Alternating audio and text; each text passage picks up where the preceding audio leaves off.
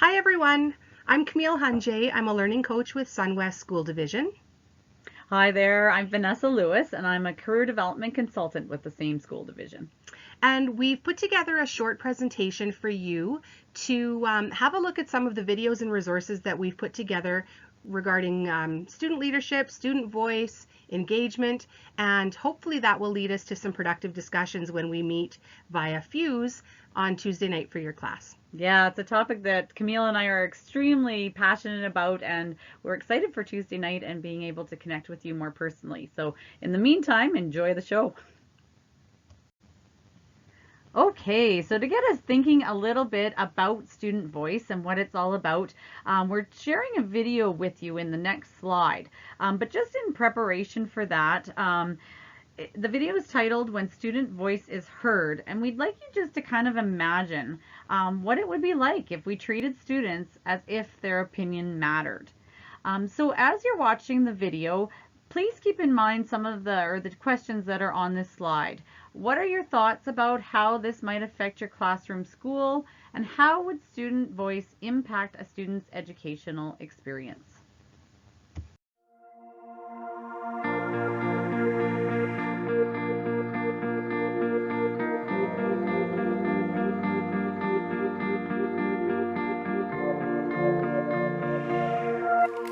Good evening. Can I ask you to picture a sunrise?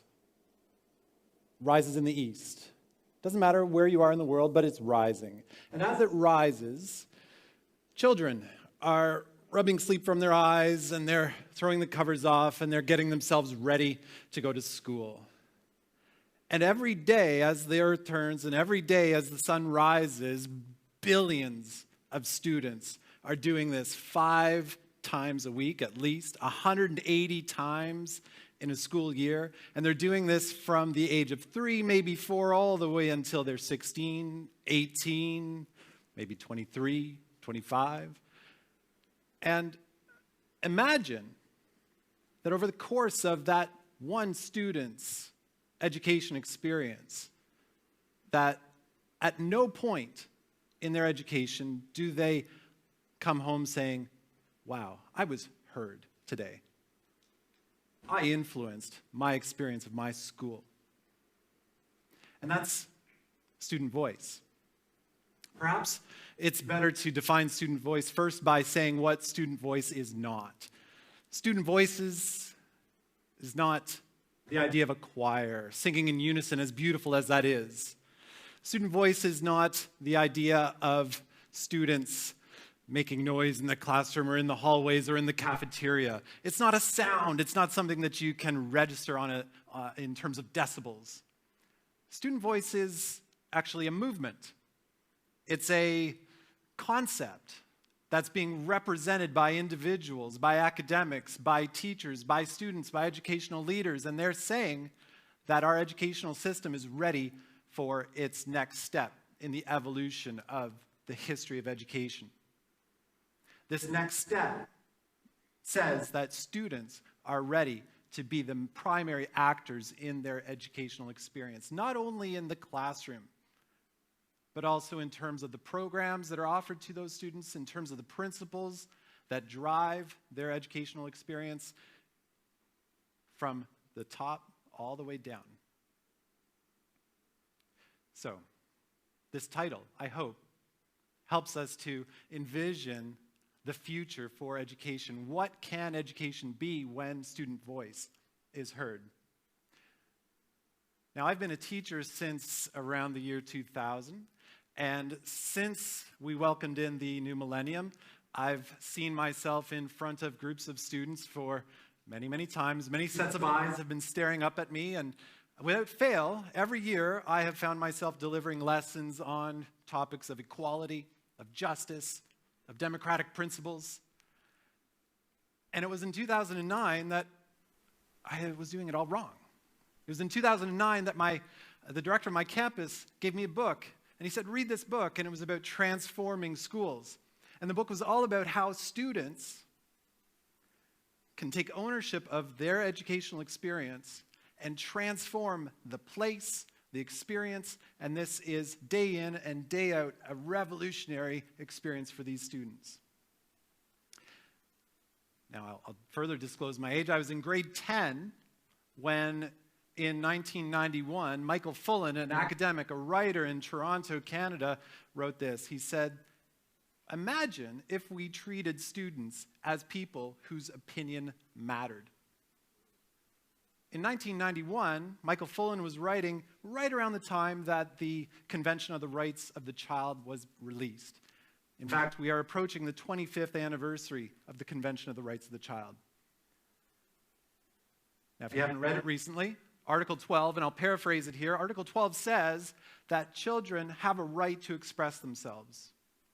And that right to express themselves should be given increasing weight to impact their world depending on their ability. So obviously you're not going to put a 4-year-old in charge of writing curriculum. But why shouldn't the 15-year-old be a part of that process? Now, student voice. In order to appreciate it and to be able to implement it, we need to be able to understand its many layers. We'll picture the 3 layers of student voice. Maybe we can picture the outer layer and then a second, and then the third most complex layer on the inside. The first layer of student voice is that of presence, of giving students the opportunity to speak, the opportunity to express themselves. Moving to the second layer, we give the students power, that what they speak carries weight, that what they speak influences. And this is the inner core of student voice. And you are hearing student voice if that inner core is resonating and being acted upon. It is agency, where the students' power is actually impacting their world, actually impacting their educational experience. There are many examples of student voice at work. There are many points of inspiration that we can call upon.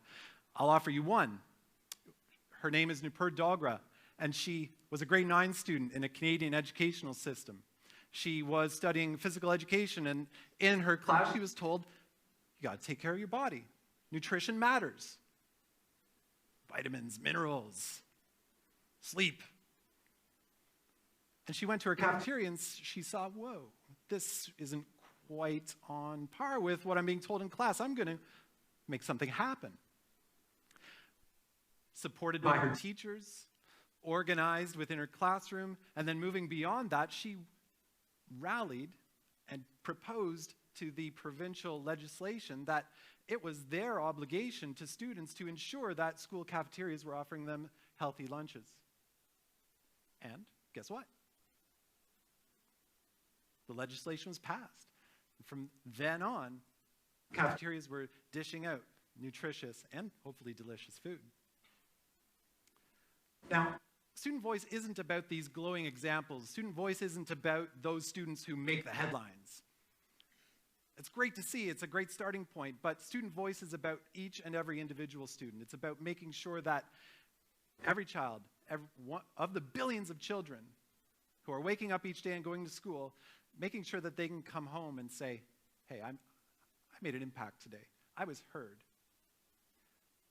How do you know that your school, your educational system has student voice? Well, first of all, it begins in the classroom.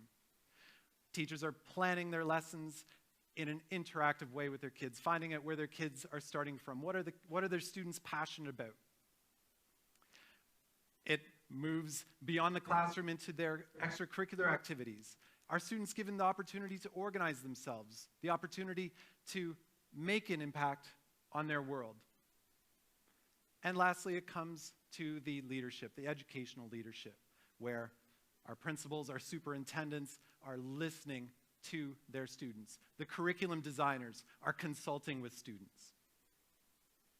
So, if we're ready to hear student voice, it means that we are ready to practice those democratic values that we invest so much in, that of justice and equality. Thank you very much.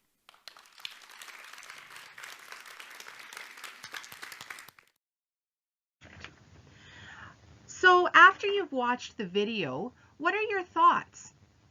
What were the answers that went through your mind when you reflected on how student voice might affect your classroom or school, and how student voice or opinion might impact their educational experience. Be prepared to discuss when we meet on Tuesday. So at the bottom of this slide is a link to an article. It's about 5 pages, so we apologize for that in advance, but there are some really great connections here to the way the future could look for you as educators. There's some ties here to some percentages, some rates and statistics that have to do with student engagement and student voice. And there's also some ideas for how curriculum and classrooms could be changed in order to foster engagement and have students really excited about what they're learning.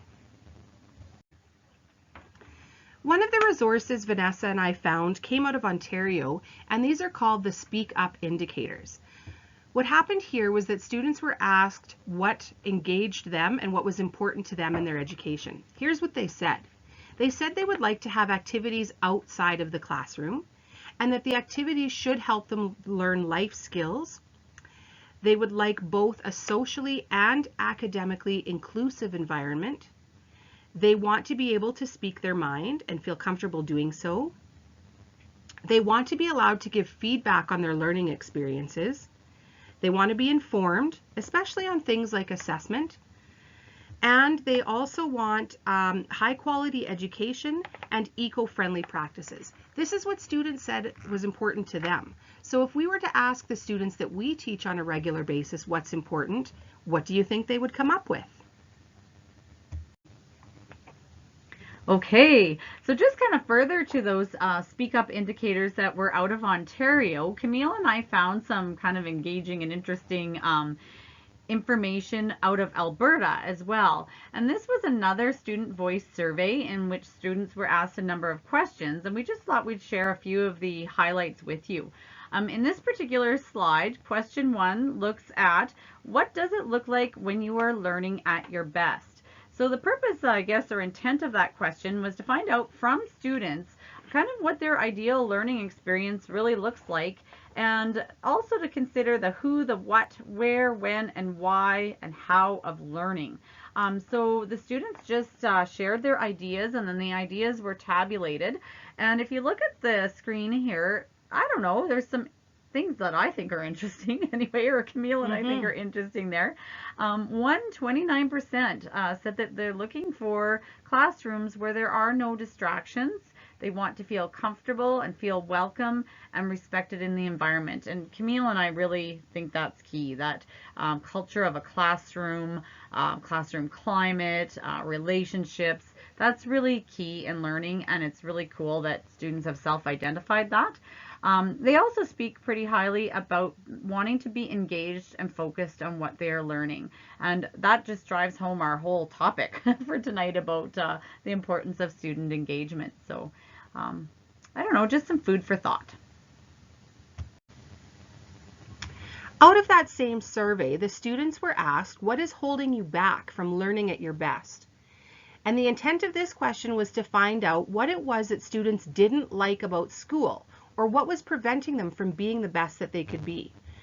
So tied for the top response was ineffective teaching methods and distractions in the classroom. To me, this is really interesting because in this day and age, students really live in a world of distractions. Their phones, their computers, their TVs, their iPads or iPods or whatever, everything's coming at them at once.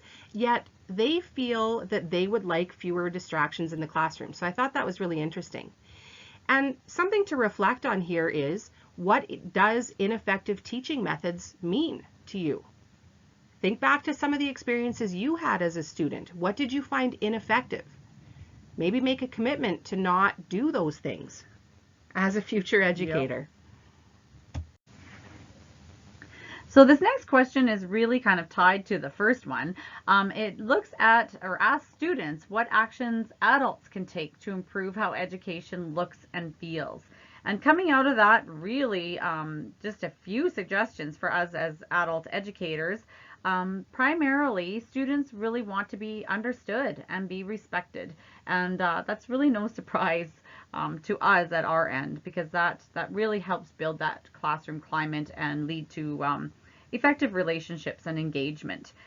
They also want us as adults to be engaging and offer teaching methods that include the incorporation of technology in the classroom. And I could tell from all the work you're doing in this EDCUR class that you are looking at ways to infuse technology into your classroom and support of student learning. So kudos. So as young and budding educators, it's important to think about student voice and how that's going to play out in not only your classroom and school, but also in your teaching. So it's important for you to reflect upon why we need to embed student voice in our classroom and school, thinking about ways that students express student voice and how we can hear that. It's not always what they say that matters. There are other ways that we can be figuring out what they're trying to tell us, and it's important, especially for those students who don't always speak up. The other thing for you to think about is what your role is in fostering student voice in your classroom and school. In other classrooms, it may not be the same as yours, but what can you do to make the day better for your students and therefore engage them? Okay, so for this next section, we're going to have you actually participate in a short activity. It's called checking in before they check out. And so something you're going to need to do is maybe just pause the slideshow for a moment, go to the link that is indicated on this handout and print it out for yourself. You're going to need to have it handy. And then basically what you're going to do, and Camille and I did this ourselves too, and it was a really empowering exercise because it puts you into the shoes of a reluctant learner within your classroom and really makes you think. So what you're going to do is work through the activity sheet or the worksheet, and while you're doing so, just answer the questions as are stated. There'll be some check boxes and whatnot that you have to make some, what would you say, reflections about particular learner in your classroom. And then after doing so, think about these following discussion prompts. We'd really like to know what your ratings suggest about the student's most and least promising experiences in school. We'd like to know how might those experiences help shape the student's level of disengagement or improve engagement within school. And just think about sort of that daily routine of that student. You know, what is life like in that classroom or your classroom for that child? And think about ways in which he or she is motivated or is not, ways in which they're interacting or participating or not, and try to think of the why and what some reasons might be for that, and how you might then go about improving that student's opportunity to learn. And we'll check in on this next when we meet on Tuesday. So we look forward to discussions. This is also a tool that you might want to print a blank copy and keep in your toolkit for when you become an educator. This can be used several times throughout the year for several different students. Every student's experience, if they're disengaged, is different. And so we have to really look at each student's particular experience in order to engage them.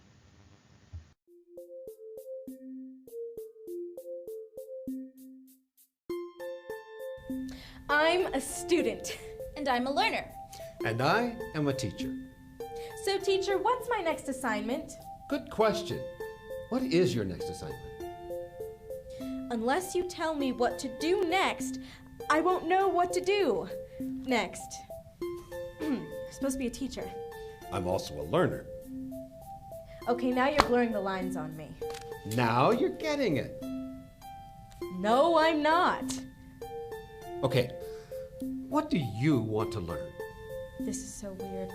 Aren't you supposed to be telling me? Well, don't you see? You have a chance to learn about something that interests you. But he's answering my questions with other questions. It's actually very uncomfortable. Well, he's inviting you to be a learner, like me. How does one become a learner? Exactly. What? At least it wasn't a question. I just want to know how to get an A!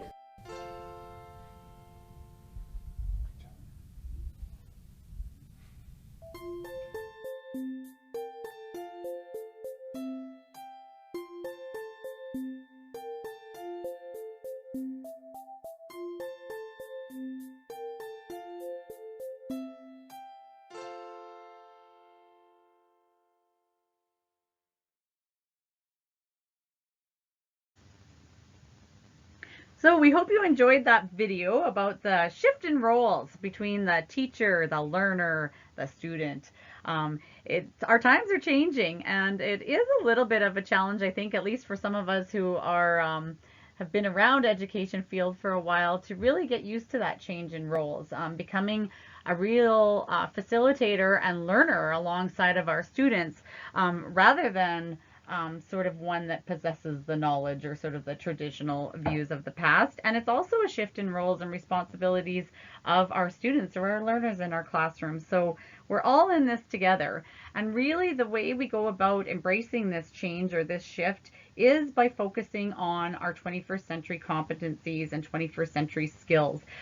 Those of you who are familiar now with Sun West School Division and the work that we do here, a lot of our focus is really on helping students develop the skills and competencies they need to be successful in school and life beyond school. So if you haven't, and I'm sure you have in your class, investigated the C21 website or the Shifting Minds document that speaks to a number of these competencies, please take some time to do that now. All right, folks, it's time to get out the popcorn. We have 3 little videos for you to end our presentation. The first one is on global leadership, and this was created as an educational and promo video by a nonprofit student-led group, and their job or their mission was to inspire social activism and cultural diversity at the University of Edinburgh. So kind of a cool way that students were able to express voice in order to create some change. The second video is a 10-year-old student, and it's actually quite shocking that she's 10 years old, the way she speaks. She's way beyond her years, really. Absolutely. Quite powerful. And so she's going to talk to you a little bit about student voice and student leadership and how the two are connected and why it's important that each student has an opportunity to be a leader. And the last one is kind of a fun video about what leadership looks like and how we as leaders are always looking for somebody to follow us. There's nobody to lead if nobody's behind you. So we hope you enjoyed this, and we look much forward to speaking with you on Tuesday night in person. So if you have any questions as you're going through the whole presentation, be sure to jot them down, and we'll try to help you out on Tuesday night.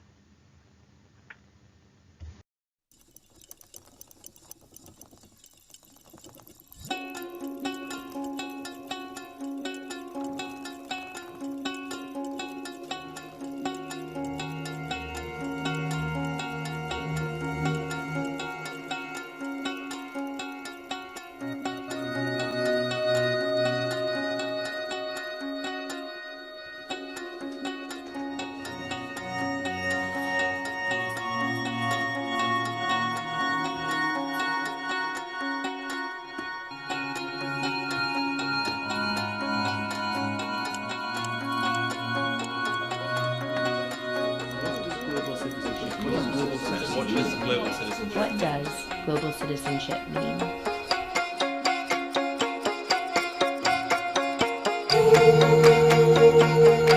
It means empowering everyone in your community to have their voices heard. It means the African idea of Ubuntu. It means togetherness, the idea of people being people through other people. It means educating yourself about the ethical production of food. It means respect to me, blending with other people's cultures without losing your traditional roots. It means ideas worth spreading! It means being culturally sensitive and taking into account other people's perspectives.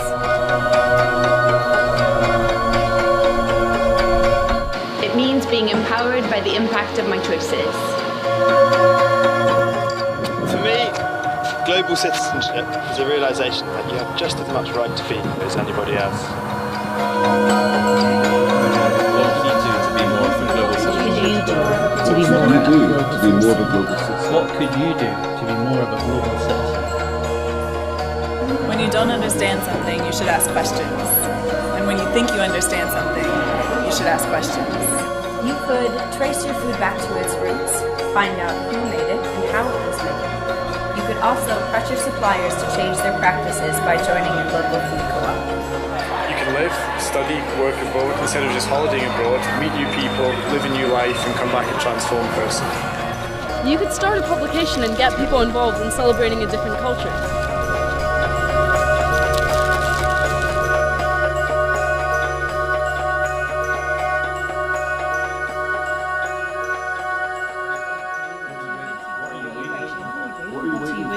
What are you waiting for? What are you waiting for?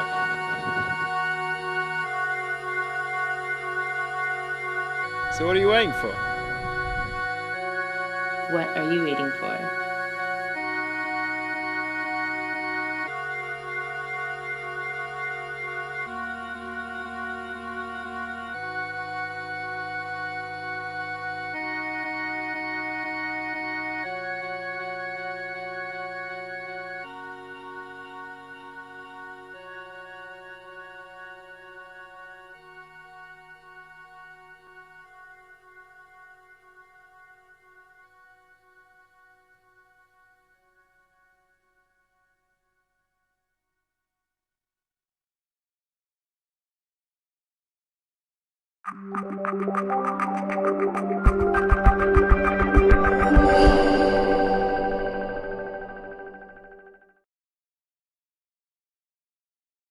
I am 10 years old. What do I know about leadership? I'm 10 years old. Can I actually be a leader? I am 10 years old with 10 years of experience. I am 10 years old and I can learn anything, including how to be a leader. Why is it important for kids like me to learn to be leaders? Why do they need to know they actually are leaders? And how does the leader in me empower me to lead? A leader is one who knows the way, goes the way, and shows the way, by John Maxwell, a well-known writer on leadership. There are many reasons why leadership is important for kids. First of all, it allows us to take charge of our lives in a positive way. I think most adults think we'll learn leadership when we get older. The thing is, there are many times in my day where I need to lead. Here's what I mean. Leadership to me is about making good choices. It's about being courageous in my actions. For instance, if my attitude is bad, someone telling me to change my attitude won't really help. But realizing I am the only one who can change my attitude will help. When I do this on my own, over time, other kids will see that I'm in control of my actions, and they can be too. This is leadership. As we look ahead into the next century, leaders will be those who empower others. By Bill Gates, the Microsoft man.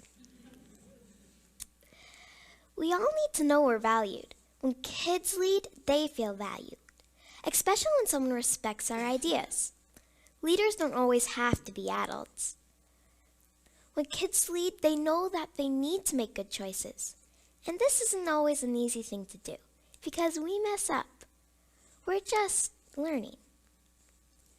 But we know we are role models. In grade 4, I knew I had to be a role model for the younger students, so they knew how to be. Today, I'm in a school where I'm the youngest. I hope the older students will be role models for me.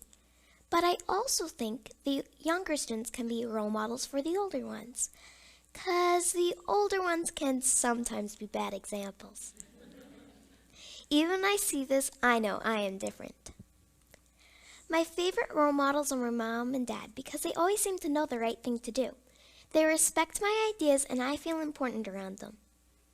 When we're being great leaders, we can help others feel important too. When the kids learned the 7 habits, I saw a great difference in them.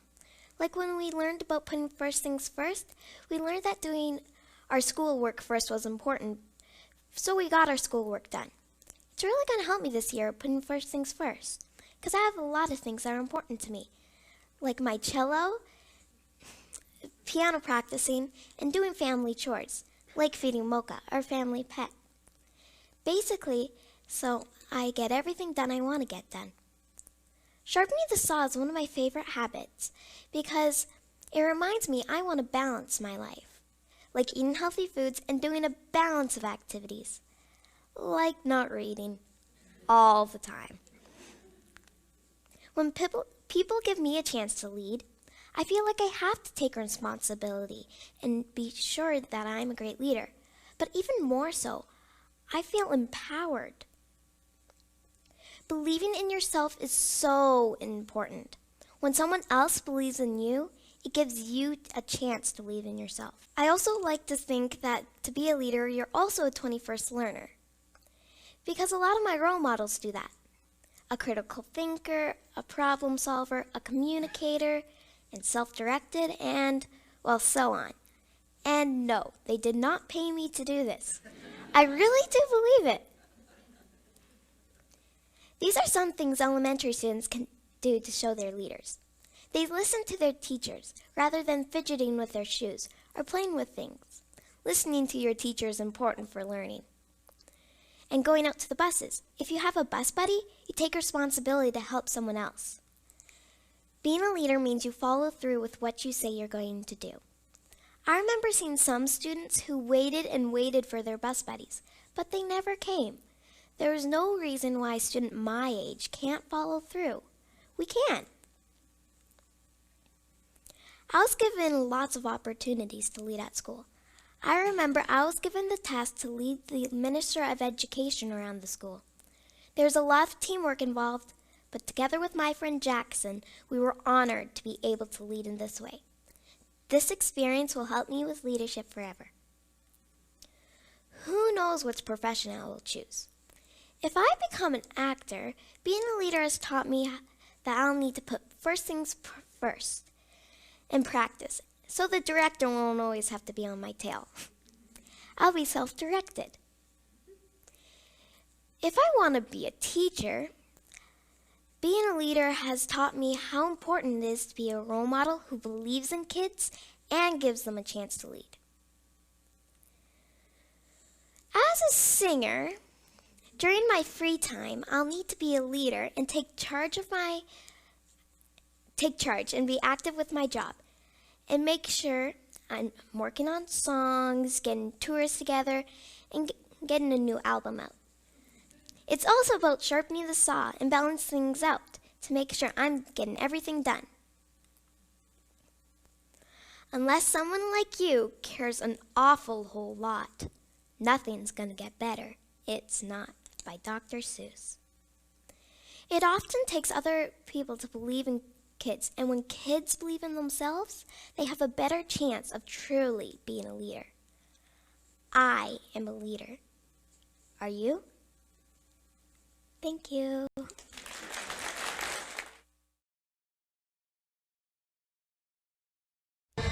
If you've learned a lot about leadership and making a movement, then let's watch a movement happen start to finish in under 3 minutes and dissect some lessons. First, of course, a leader needs the guts to stand alone and look ridiculous. But what he's doing is so simple, it's almost instructional.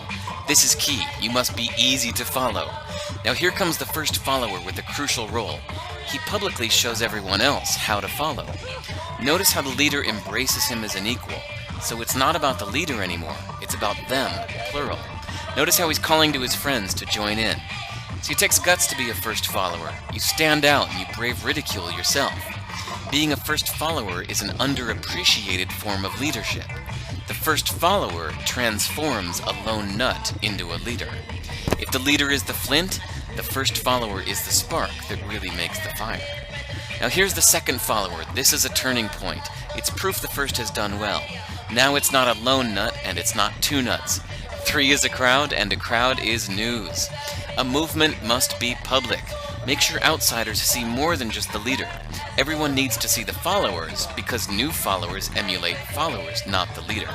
Now here come 2 more people, then 3 more immediately. Now we've got momentum.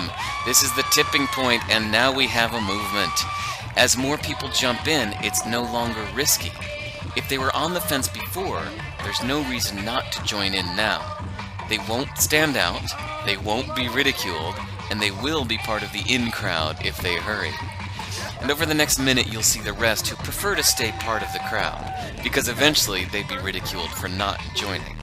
And ladies and gentlemen, that is how a movement is made. So let's recap what we've learned.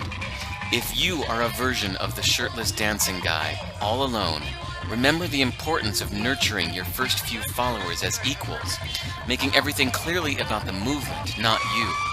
Be public, be easy to follow. But the biggest lesson here, did you catch it? Leadership is over-glorified. Yes, it started with the shirtless guy, and he'll get all the credit, but you saw what really happened. It was the first follower that transformed a lone nut into a leader. There's no movement without the first follower. See, we're told that we all need to be leaders, but that would be really ineffective. The best way to make a movement, if you really care, is to courageously follow and show others how to follow.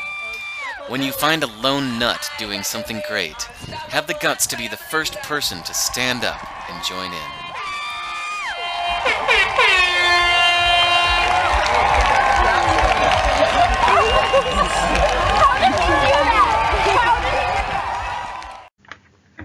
Well, hope you enjoyed the show. Thanks for listening, everybody. Again, as Camille mentioned previously, if there's any questions or anything that you want to reach out to us about between now and Tuesday, feel free. Our email addresses are indicated here. Otherwise, see you Tuesday.